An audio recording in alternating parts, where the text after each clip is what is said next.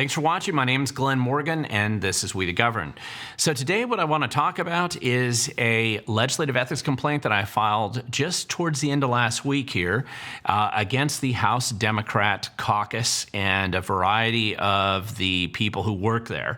And when I say legislative ethics complaint, if you go to the Washington State Legislative Ethics Board website, which I will link down below, you'll get an idea of what that complaint process is. I will point out, actually, I was trying to use their online form and it wasn't working that well, so I ended up just emailing them directly my complaint. And I want to talk about that in this video today, just explain it to you so you get a better sense of what you'll be reading about in the news at some point in time in the near future. Until then, though, I just want to quickly remind you that this is a video, and if you hit the subscribe and the like button down below, it does help this video get a little bit more visibility. You can share it with others, and feel free to share it with those who may not know much about what's going on in the political process. This is a little wonkish and esoteric video today, but nevertheless, it's the kind of thing where people get a little bit of information that they won't get anywhere else.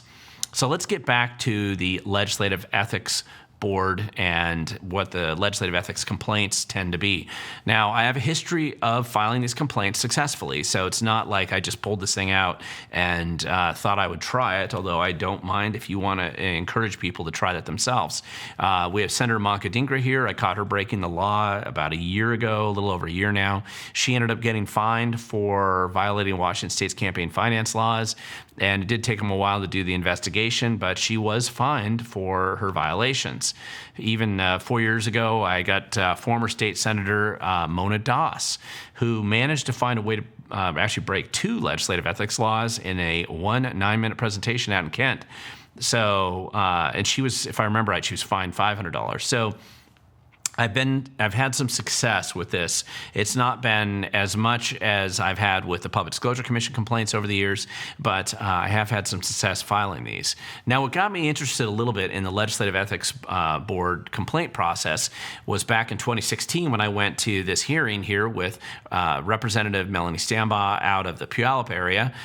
She was a Republican legislator brought up, and they had this whole big hearing and how she had misused public resources. That was the complaint, the claim at the time for just a handful of minor things on her Facebook page. And by God, you would think it was the end of the world the way that whole thing was carried out. Now, obviously, ethics complaints tend to, by their very nature, be relatively partisan in how they're processed. You got 2 caucuses in the legislature, and they really just manage the House and the Senate. And so the complaints tend to be filed by partisans on different sides. There's not a huge number of these complaints that are filed, and most of them get dismissed, but it's not uncommon.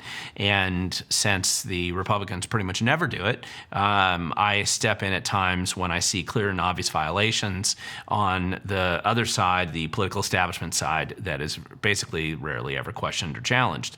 So let's look specifically at what these guys actually did to break the law. And the specific law that they broke is RCW 4252.180, which is basically misuse of public resources for political campaigns. Now, if you're familiar with the Washington State Public Disclosure Commission campaign finance laws, it's RCW 4217A555, which is like an equivalent one there. But that is the jurisdiction of the Public Disclosure Commission. You have to use this statute, and when you're looking at violations that are basically misusing public resources for political campaigns, when it comes to the Legislative Ethics Board themselves. This is the one that they have to go down to look at to see if you've misused state resources for political purposes. And essentially what they did is the House Democrat political caucus, their communications caucus there, they basically were just putting out these political puff pieces and campaign promotions constantly over the entire starting last year, but it's been almost a year now where they've been putting out these constant puff pieces. And remember, they're all paid by your tax dollars right now.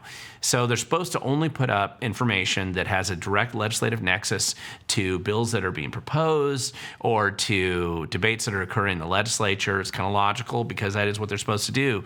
But instead, they just went entirely rogue. And this is very different than what you've seen the Republicans do. And what's particularly ridiculous about this is the Democrats actually went in to strengthen the legislative ethics rules to restrict how much stuff they could put up and their definition of what was considered campaign promotions or puff pieces, where there's clearly no legislative nexus to the information that they're posting. They're just puff pieces to help promote their legislators for their upcoming election next year. And so there's a lot of them. I mean, I gave a little small sampling here, but this was done constantly over the past 6 months in particular, but it really seems to have started about last year this time. And they just kept doing it, kept doing it, kept doing it. They knew they were breaking the law, and they just kept doing it anyway. So I filed the complaint. Now, obviously, these guys are going to be very angry. They're pretty much always angry at me anyway, but this is going to make them particularly angry once again. And the problem is that you can't not do this stuff just because somebody's going to be angry with you. You just have to get out there and do it sometimes. I mean, they may not be as angry with me as they are with Tesla owners right now, but nevertheless, they're probably not too happy. But I do want to point out that it's just a simple example. It wasn't the best complaint I've necessarily filed. It wasn't the worst. I think it's pretty solid, and I think the ethics board will have to dig into it. But the point is, these people break the law all the time, not specifically just the people I filed the complaint on, but if you go look at my website at wethegovern.com, and I'll have it linked down below, you can see that I have caught hundreds of politicians, PACs, judges, and others, and they've been fined and sanctioned by either ethics boards or the Public Disclosure Commission many, many times over the last number of years. I do this all the time. I'd encourage you to do it too. It doesn't mean that you're going to get justice or that there's going to be some huge, massive outcome. Big fines are usually only applied directly to conservatives, and the rules are very different when they apply to Democrats.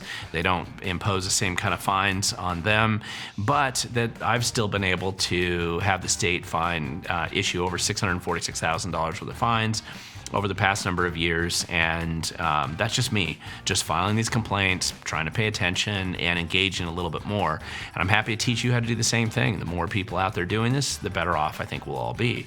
But I use this simply as an example and showing you how these are ways you can do productive things to at least expose the problems that you're seeing out there, so that unlike these angry guys and they're mad at me, you don't have to be that angry. You can just go out and actually do something practical to try to make an impact or expose the truth about what's going on with your politicians or where you live.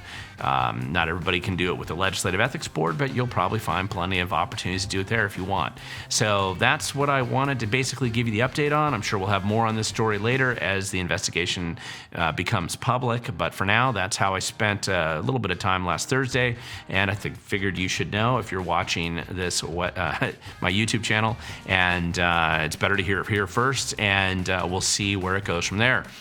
And as always, I try to tell everybody and remind you, if you want to make a difference, you have to show up, because the future belongs to those who show up.